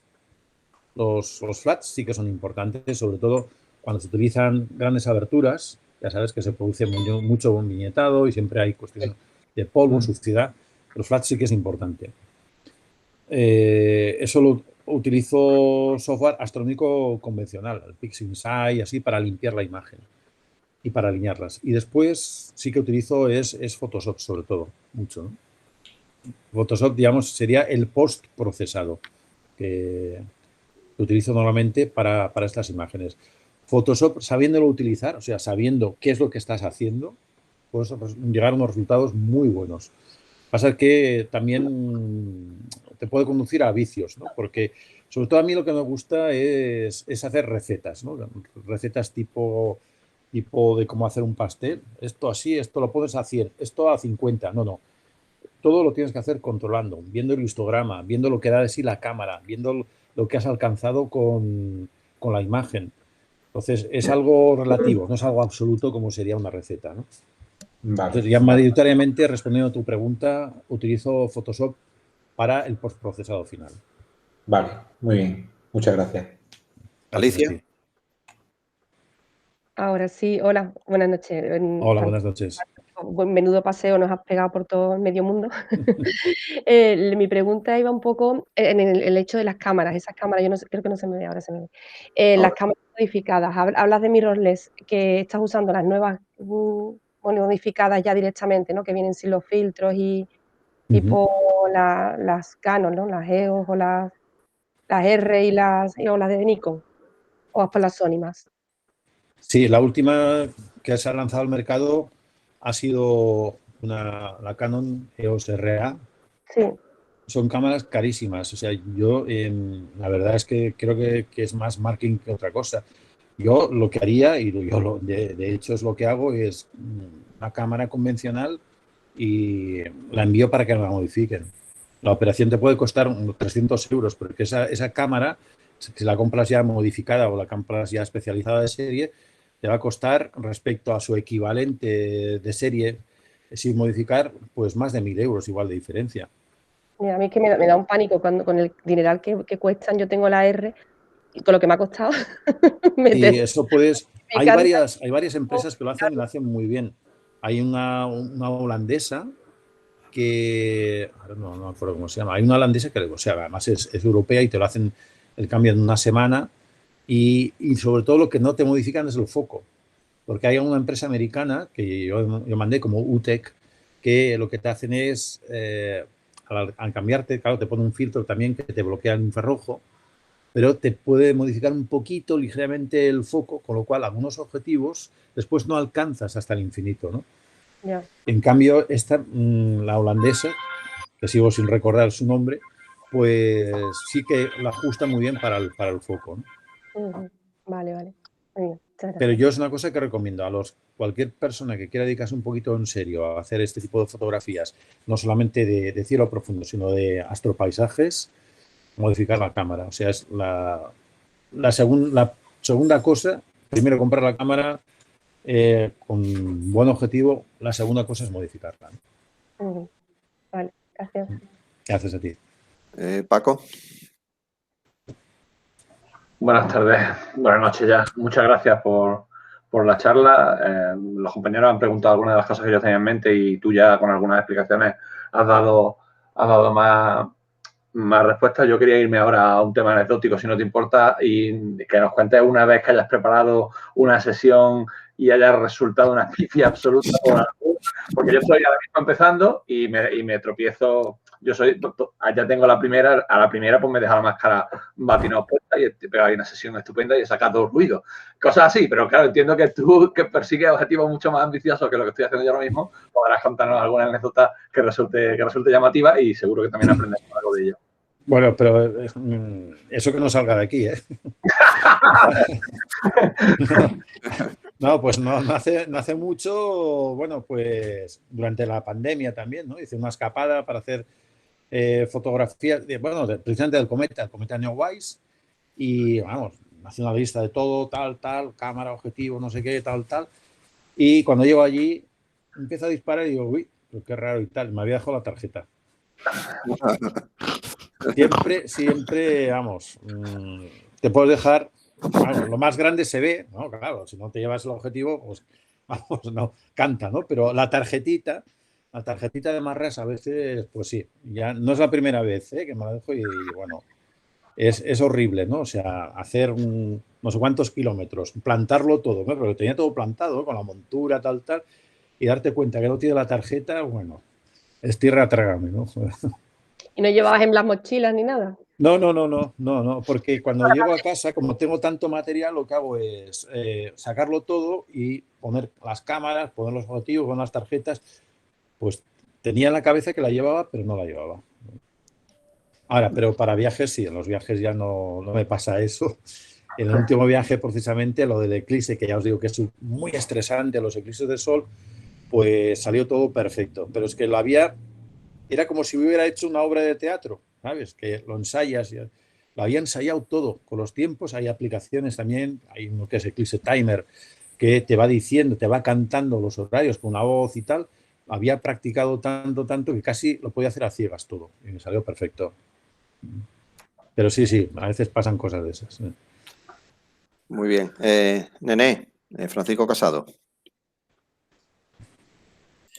Sí, antes, cuando te pregunté antes, que me has dejado alucinado con la fotografía, con la exposición que has hecho y bueno, y la pasión, la necesidad de saber más, ¿no? De saber más. No te agradecí pues eso, que te hayas ofrecido a esta charla y que de verdad es apasionante, vamos, es espectacular.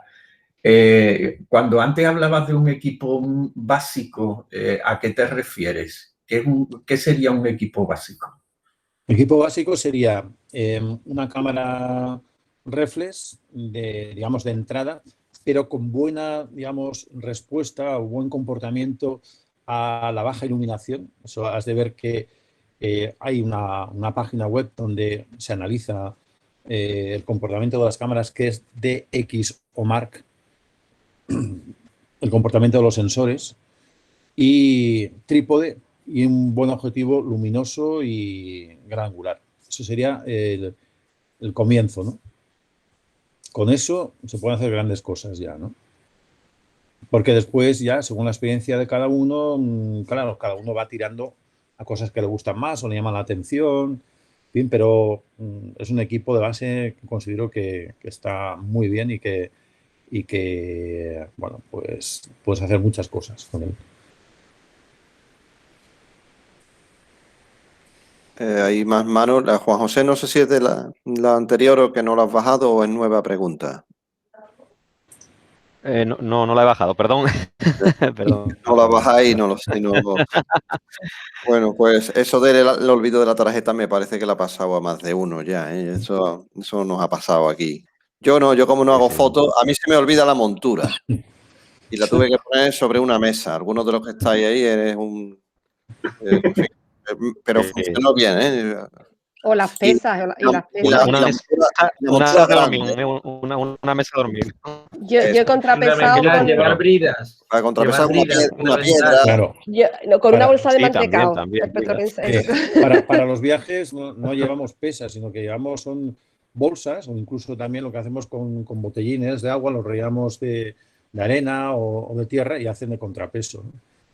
No vas a cargar con 5 kilos más por un contrapeso, ¿no? En el equipaje, ¿no? Pues hacemos cosas de esas, ¿no? Se hace sobre el terreno, se fabrica. Muy bien. Bueno, no sé si hay más preguntas. Hemos aprendido muchísimo, hemos disfrutado muchísimo. No, seamos o no conocedores de la astrofotografía, ¿eh? No todos estamos metidos en ese mundillo, pero todos nos ha encantado. No sé si hay alguna pregunta más. Bueno, yo solamente decir que estamos deseando de ver el libro. Ya no avisará cuando salga. Sí, ya tienes unos compradores aquí fijos, ¿eh? A ver, el libro, Además, he intentado que sea bonito, pero sobre todo que sea útil, que sea práctico. Que una persona que lo mire, que no solamente lo mire por las fotografías, sino que le saque jugo, ¿no?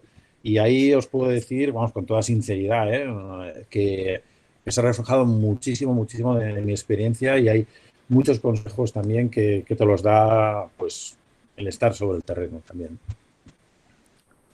Hay una pregunta de Juan Cortés. hola, mira, y lo primero de todo agradecerte la charla porque ha sido genial para mí desde mi punto de vista de principio a fin. Y lo último, por eso levanta la mano, es que te voy a pedir que cuando tengas el libro no los dediques. Vale. Tenemos que ir a San Sebastián, sí. No sé dónde vive Juan Carlos. Bueno, ahora vivo, pues que yo también, bueno, en todas partes. En Gerona, en el norte, en Figueras, en la tierra pues, de David. 1000 kilómetros, hay 1200. Pero bueno, igual ya puedo hablar con la editorial un día cercano a Barcelona y firmar unos cuantos y que vayan a nuestras manos. Uno para nosotros, genial. Sí. René, otra pregunta tuya, venga. No, simplemente quería comentar. Hablabas antes de los nervios, ¿no? Cuando estás ante un acontecimiento, un eclipse.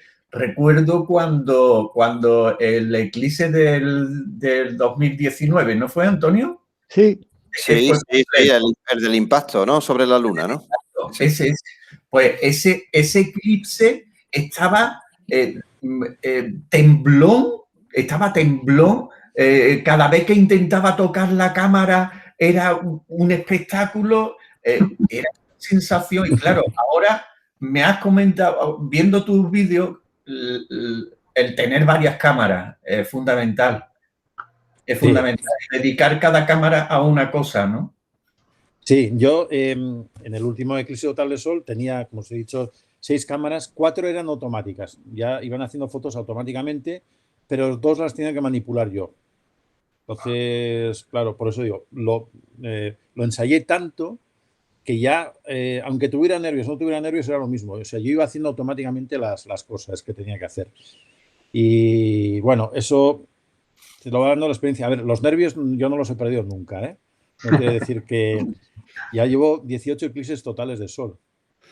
Tengo el récord de España. O sea, no quiere decir que poco a poco vas perdiendo y tal, y después lo haces tranquilo. No. O sea, yo tengo los nervios como el primer día y encima tengo, en este caso, tenía la responsabilidad porque todas estas imágenes eran un trabajo profesional. O sea, que tenía que acompañar después pues a todo un informe, etcétera. O sea, que todavía sentía más peso encima mía, pero el éxito de esto es, ya digo, el ensayo, la preparación. Si lo preparas, claro, ahí no puedes decir, bueno, ¿y ahora qué hago? Y ahora no había pensado. Claro, ya se te ha pasado 30 segundos, o sea, ya te ha pasado un cuarto del eclipse, si te pones a pensar, ¿no? Entonces tiene que ser todo muy automático. Y ya no te digo cuando al día siguiente me entero que había habido un impacto y yo había hecho fotografías con 20 segundos de exposición. Ah, estupendo.